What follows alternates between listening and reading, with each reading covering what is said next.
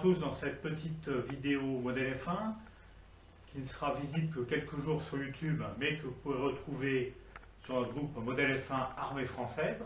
Je mettrai le lien. Nous allons ouvrir un colis qui nous a été envoyé par un de nos abonnés, Hervé. Donc Hervé m'a envoyé ses poubelles. Et oui, parce qu'il sait que je me convertis donc à l'écologie, au tri sélectif. Donc c'est un plaisir pour moi de participer à la sauvegarde de la planète. Bon, la blague est un petit peu éculée. Donc on va ouvrir. Voilà. On va vous faire un petit peu saliver là. Et voilà.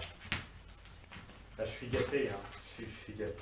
Il y a des belles choses. Je sais un petit peu ce qu'il y a évidemment. Mais je vais découvrir avec vous. Hein. J'ai été chercher ça hier soir. J'ai du mal à dormir de la nuit, à trouver le sommeil, parce que j'y pensais évidemment. Vous voyez bien là. Voilà. Hop là. Là, on craque tout là.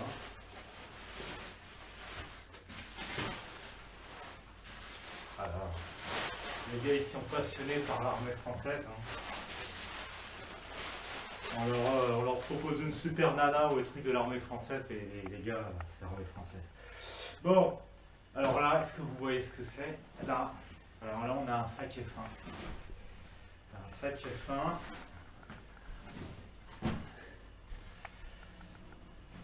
Qui est gentiment plié, tiens, avec ça. Là, je ne connaissais même pas la façon de replier la sangle. C'est une sangle qu'on peut serrer sur le ventre pour que le sac F1 soit bien tenu. On peut la serrer par derrière. Je ne connaissais pas le principe.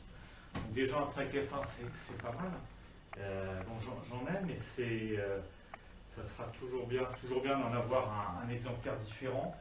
Ça permettra déjà sans doute de refaire des vidéos justement sur les sacs à dos, les musettes, vous allez voir la suite, en détaillant plus les choses. Donc on parle aussi plusieurs modèles de sacs F1 pour essayer de distinguer peut-être des différences de fabrication. Donc merci Hervé. On va ouvrir. Alors, Hervé, c'est un ancien militaire professionnel engagé. Donc il maîtrise le truc. Hein, et les sangles du sac F1, elles ont été cachées là sous la partie, il y a une partie là, donc il y a du velcro, là, une poche, une petite poche, d'ailleurs tiens on va fouiller, bah voilà, un bout là de suspente là, qui traîne, voilà, c'est pas perdu, un bout de suspente pour des montages d'abri sur le terrain, comme vous verrez d'ailleurs sous peu dans une prochaine vidéo modèle F1.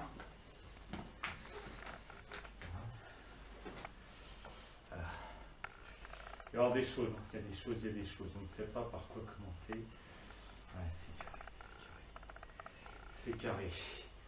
Allez, on commence par ça, ou par ça. Allez.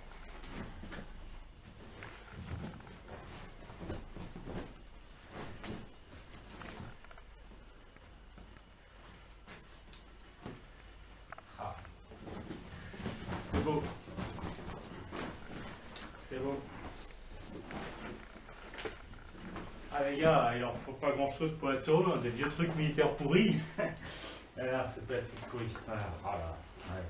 Merci Hervé. Hein. Merci Hervé. Ah. Vous voyez ici. Hein. Alors là, voilà. C'est un sac Bergame. Donc le sac Bergame, c'est le sac à dos de l'armée de terre, qui est en service depuis l'Indochine jusqu'aux années 70, même 80 hein, en fait, parce que le sac F1 il a mis du temps à remplacer le sac Bergame. Donc voilà, c'est le sac Bergame, l'armée française, c'est super. Super. Voilà. Vraiment, déjà c'est un super cadeau. Merci. Thanks a lot, Hervé. Thanks a lot. Et là, qu'est-ce qu'il y a? Un morceau de sangle. C'est quoi ce morceau de sangle? Ah oui, c'est en fait c'est le sac Bergame de l'adjudant-chef Chanal. Voilà. Il y a des petites pièces détachées, c'était pour pour faire des trucs. Non, je déconne. Alors on a le marquage là. Je ne vois pas très bien, mais on a le marquage qui est noir. Donc sac Bergame, et c'est la version finale avec les cuirs olivins. Donc une version aussi qui n'est pas facile à trouver, parce que peut-être moins collectionné que les sacs de la guerre d'Algérie, ben, ça se raréfie d'autant. Il y a encore un deuxième sample. Oui, il y a deux samples comme ça. Alors, ça doit être, j'imagine, des centres de secours, je ne sais pas, Hervé me dira.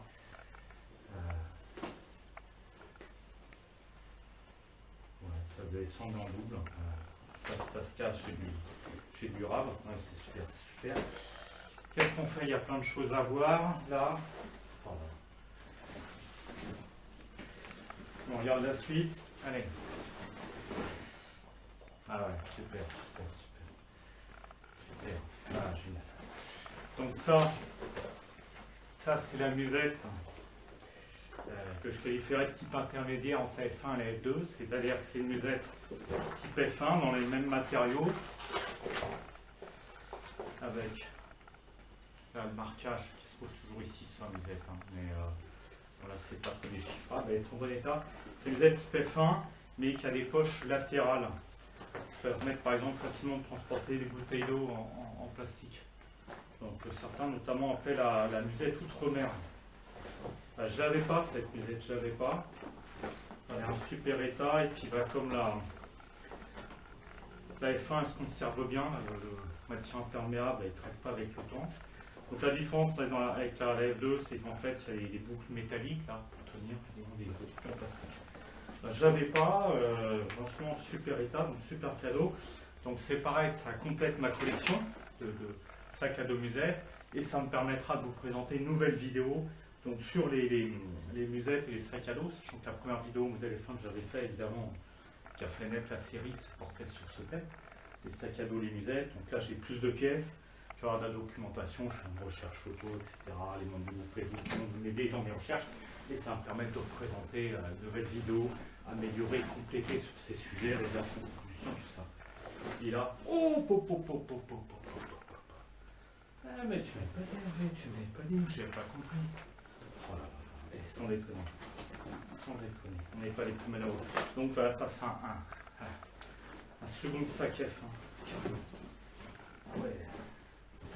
Second sac F1. Et puis alors c'est bien parce qu'il y a encore les traces de terre de terrain, quoi. C'est du vrai, quoi. C'est du vrai, c'est du vrai. D'accord. Il y a un truc aussi, la façon dont les sangles sont mises, là aussi. Là, on voit l'ancien pro, là, une façon de. Les fameuses sangles là, qui permettent de passer ça autour du ventre, la part devant. Une façon de les installer. On voit la maîtrise. Alors, il y a encore des trucs là. Voilà. Là, la musette F2, justement. La musette F2 avec le espèce de matière imperméable, de plastique en fait qui craque. Voilà, qui craque. Là on voit il en reste un peu marron et là ça a craqué. J'en ai une autre musette F2 que je vais planter dans une vidéo. Je n'utilise pas pour le terrain, j'utilise juste pour transporter des petites affaires comme ça tranquillement en voiture, mais c'est pareil, ça s'abîme, ça craque. Là, c'est utile, ça permettra de montrer aussi.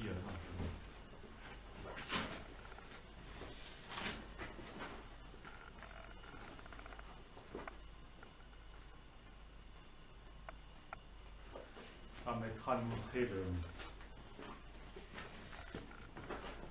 la façon dont ce type de musette s'abîmait, puis ça fait une pièce en plus sur musette F2. C'est vrai aussi, comme disait Hervé au téléphone, ce qui m'a appelé pour une reconstitution, par exemple, pour équiper un autre bonhomme, un autre fantassin en musette F2. Là, c'est carré, c'est super. Donc, right. Alors, on va regarder la suite maintenant. Là, déjà, c'est bien emballé aussi. C'est classe, on sent le mec de terrain aussi dans l'emballage. Donc, une capuche de satin 300 là pour remonter des casques. Ah, c'est toujours utile. Alors, plein de trucs. Ah oui, formidable. J'avais oublié ça, c'est super. Donc ça, c'est un tour de cou. D'ailleurs, c'est super, sans déconner. On en a parlé là des tours de cou, mais là c'est un tour de cou qui a été réellement remonté en bonnet, en fait. Voilà, c'était recousu et puis propre, quoi. Je pense mettre taillé en bonnet. Donc ça, on va le montrer, ça, dans une vidéo modèle F1.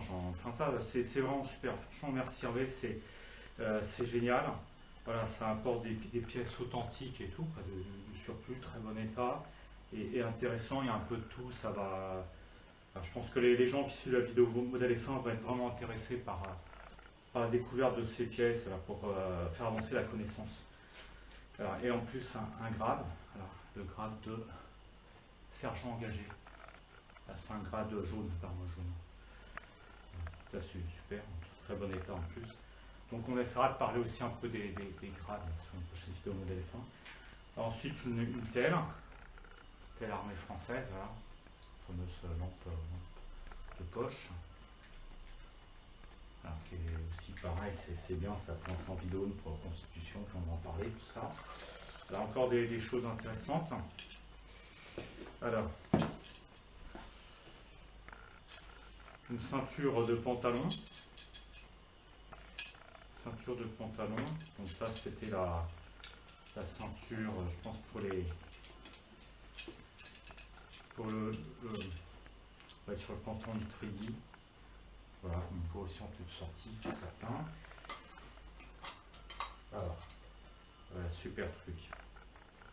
Super truc. J'avais déjà ça, mais c'est chouette.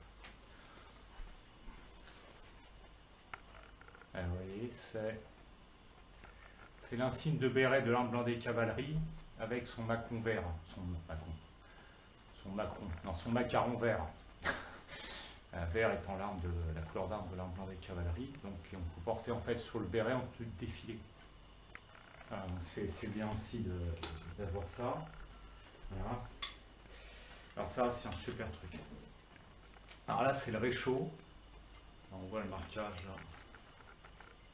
UN86. C'est le réchaud qu'on mettait sous le car. Avec les deux trucs là, je sais pas, quand les pieds là, en métal, le problème c'est qu'on les perdait en métal. Donc c'est le réchaud portatif en fait qui est installé sous le car, et la gourde s'enfilait dans le car.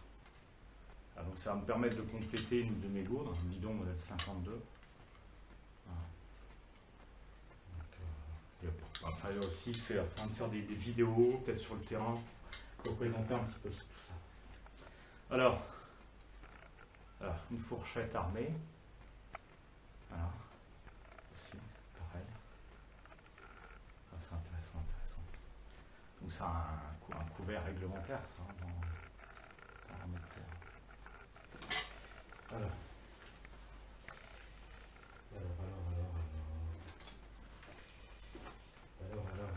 Bon. Alors, une ceinturon F1. Ceinturon F1 donc, qui est un peu inusable, qui est indestructible. Donc le ceinturon F1 il permet surtout d'ouvrir les bières en fait, de décapsuler les bières. Et d'ailleurs il a été conçu pour ça. Il y a un autre camarade, c'est un société de carrière, qui m'a dit oui, c'est pas un hasard si les boucles de ceinturon F1 permettent d'ouvrir les bières, c'était une demande qui avait été faite. Ça a été fait parce que les gars sur le terrain utilisaient les chargeurs de Mac 49 pour ouvrir les bières, les capsules et les bières. Donc il faut éviter de bousiller le matériel. Donc c'est avec cette partie-là, je crois qu'on peut décapsuler les bières. Bon, je vous laisse essayer. Si vous avez un ceinturon F1, la bière, vous en avez, j'en doute pas. Alors, voilà. Et alors aussi, pareil. C'est super. Merci. Merci Hervé. Donc un ceinturon TAP. Donc le ceinturon F1 en fait est inspiré en quelque sorte du ceinturon TAP, si on peut dire, parce qu'avant le ceinturon F1 c'était ceinturon en cuir pour la bif, quoi, les unités non portées ou non outre-mer. Voilà, mais la progression du ceinturon F1 par rapport au ceinturon TAP 50-53, c'est que le ceinturon F1 permet d'écapsuler bien, ce qui est énorme quand même pour l'armée française. Vous intéressez, si vous voyez, il y a le marquage Rapco.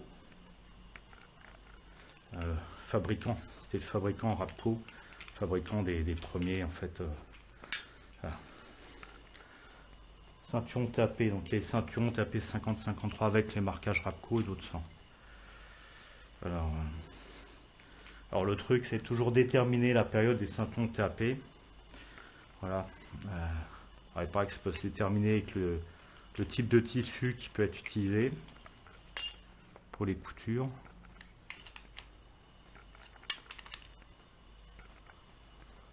Là, on voit qu'il y a 3 pressions.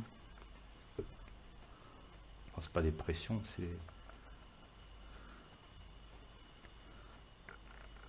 pièces métalliques. Bon, les coutures sont là. Il n'y a pas les fameux marquages noirs. On voit sur certains ceinturons tapés 50-53 estimés de fabrication tardive. Voilà. Donc pour certains, je pense là-dessus, à vue de ce ceinturon, on serait plus sur une fabrication non tardive, à défaut de dire précoce. Là, voilà encore une très très belle chose. Donc je remercie Hervé là, pour toutes ces belles choses, tous ces beaux équipements, voilà, qui vont permettre de faire avancer la connaissance de l'armée de terre de la période de service national,